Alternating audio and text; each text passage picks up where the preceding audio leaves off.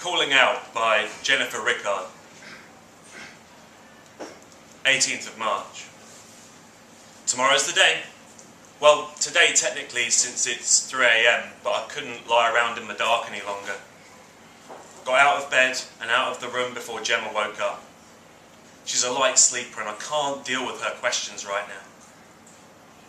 Made coffee and paced the house for a while. Eventually, sat out on the porch and looked out at the fields and the stars. I've always found the stars to be comforting. It's nice to know they're always there. And somewhere in all that space is that asteroid.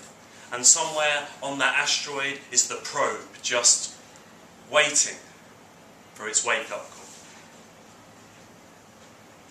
Gemma told me that calling the probe Eurydice and our wake-up call Orpheus was silly. Because sure, Orpheus led Eurydice out of the underworld, but ultimately he failed in his mission. He wasn't meant to look at her until they reached daylight, but in his eagerness he glanced back too soon and she vanished into the darkness. Gemma said this was a typical example of what happens when scientists try to venture into the arts. Her and her bloody classical education. I ignored her.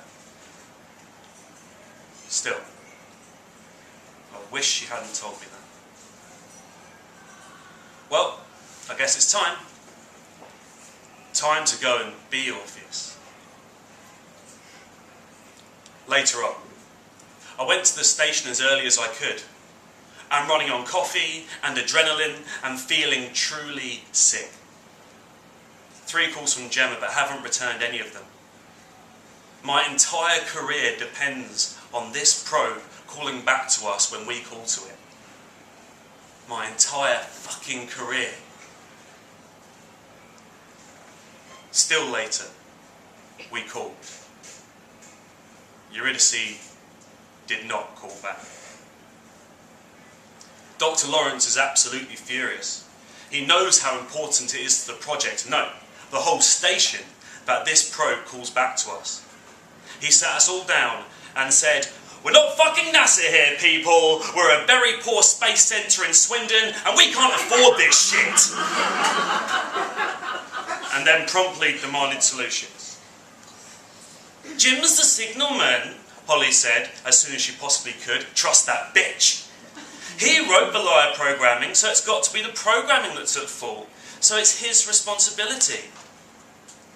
Dr. Lawrence fixed me with a look. "Well, sort it the fuck out then, won't you, Jim?" And thus I have been tasked with the job of sorting it the fuck out. 19th of March. Haven't been home. 10 missed calls from Gemma. Don't have time to ring her. I'm working harder than I ever have before. The programming should be watertight. It should. Still no reply from Eurydice. What do you do when you call out to someone and they don't answer? 20th of March. Got it. Approach it scientifically. 3 trials. So, question. What do you do when you call out to someone and they don't answer? Answer. Simple. 1. You call louder. 2. You go after them. 3. You try an alternative means of contact. 3 trials. Got it. 21st of March. Trial 1. Call louder. I fiddled with the programming a bit, even though it's not wrong. Fuck you, Holly. Then boosted the signal and flipped all the right switches. Now I'm sitting in the dark, watching the lights flickering around me and waiting. Waiting. Waiting. It's about 10:30 and everyone else has gone home. I think some of them have given up already, but I haven't. I won't. So strange. Here I am sitting in a tiny room, in a tiny station, on a tiny planet, and yet I'm also millions of miles away, singing across the stars to my Eurydice. I pray to God, well, all the gods really, I'm not religious and I'm not picky right now, please, please just answer my call. Just got a text from Gemma demanding a phone call. Didn't I talk to her the other day? I thought I had. 22nd of March. No answer. Fell asleep on desk after 5 Red Bulls in a row. Dr. Lawrence and the rest came in and made calculations and tutted and sighed. Dr. Lawrence mentioned a possible Jodrell Bank situation in tones of grim resignation. He sat me down and talked at length about the amount of money we've wasted, the unlikelihood of future funding, money, failure, blah, blah, blah, like I'm not under enough pressure. Somewhere in the universe is a hunk of very expensive metal clinging to an asteroid, waiting to be woken up. I can't get her to wait. 23rd of March. Trial 1, failed, forget it, keep going. Trial 2, you go after them. So, if Eurydice can't come to me, then I'll go to her. Easy. A few calls to different departments in NASA, a few more bribes and threats, and I'm bouncing the signal off one of their big ugly satellites that's closer to where Eurydice should be. Now I'm floating across space, reaching out with both hands as far as I can go. I can get no further than this, Eurydice. I can get no further. Wake up, please. Wake up. 24th of March. Text from Gemma reminding me in no uncertain terms that it's almost a week since I was home. I don't think I even remember the way back anymore. I'll text her in a bit, just need to call some bastard at NASA. They're kicking up a fuss already, the privileged sods. 25th of March. No reply. Begging and bribing NASA has stopped working. They're snatching back their satellite like a spoilt little rich kid snatching back his favourite toy from his poor cousin. Which means Trial 2 is also a failure. I need more coffee. 26th of March. Alright, keep going. Trial 3, alternative means of contact. Believe it or not, I'm only fucking texting a space probe. Well, sort of texting anyway. It's more complicated than that, but that's the gist of it. If all goes well, the probe is programmed to reply to me with, "Hello, world." Here goes everything. 27th of March. Nothing. Email from Gemma, which was basically a rant. I'm sure she didn't mean half the stuff she said. I'll get a grovelling text at some point, mark my words. She knows how important Eurydice is to me. 28th of March. Still nothing. A group of people in suits came to look around the station, Dr. Lawrence trailing behind them, talking frantically. They didn't seem to like the look of me. Can't imagine why. I've only been cooped up in this place for 10 fucking days. 29th of March. Nothing. Got the expected apologetic text from Gemma.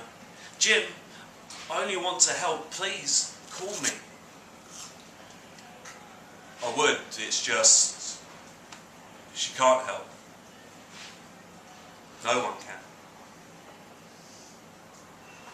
30th of March. Nothing. 3 trials and nothing. Nothing at all. Nothing. I'm finished. My career's finished. The station is doomed. And all my work.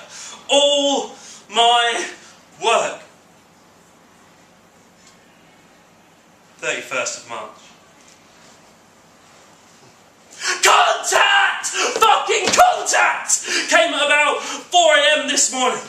It's strange though. No, not strange. It's wrong. The probe should reply with "Hello world." That's what it's programmed to do. But that's not what it said. What it said was, "Who are you?" It's later on. Have gathered up everybody. We are all completely lost. Holly said, "Can it be broken? Could it have an error? Is this your programming gone wrong again, Jim?" I really hate her. Dr. Lawrence said, "It's coming from the probe. It's in exactly the right place where we landed it. It's got to be the probe." I said, "But there's none of the data we want coming from it. Just those 3 words. Who are you? What the fuck does that mean?" Holly said, "It's got to be an error." Even later, maybe Holly is right. It must be an error. I'm going over everything. Everyone else has gone home. Alone again. 1st of April. Gemma texted me with, "The April Fool's joke here is you haven't made contact with me for almost 2 weeks. Jim, what the hell?" Didn't reply. Have decided to do something a little bit crazy. I replied to the probe. Same signal, but added some words. I said, "Are you Eurydice?" 2nd of April. Got a reply. Oh my god, I've got a reply. It replied. It said, "No."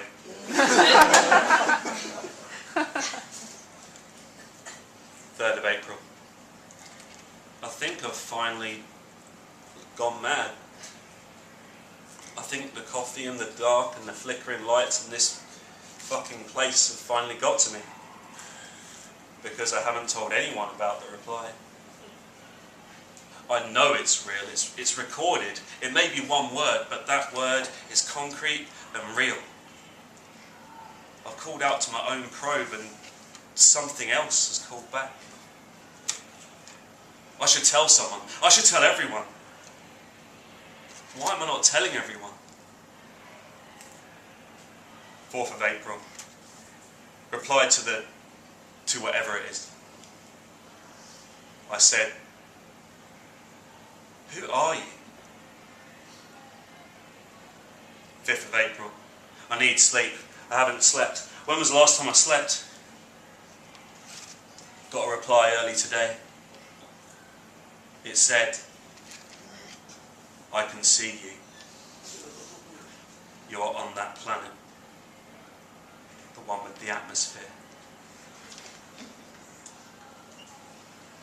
I wrote back, "Are you on the asteroid?" 6th of April. There is no one here. Where is everyone? I've been in this place for days and I haven't spoken to anyone except that thing. Gemma keeps texting, but I don't. I can't. I mean, what the hell do I say? It wrote again, the thing. It said, "I am where I am. I am with your creation. Who are you?" In a moment of madness, I said, "My name is Jim. Who are you?" 7th of April. It replied. It said, "I will destroy you, Jim."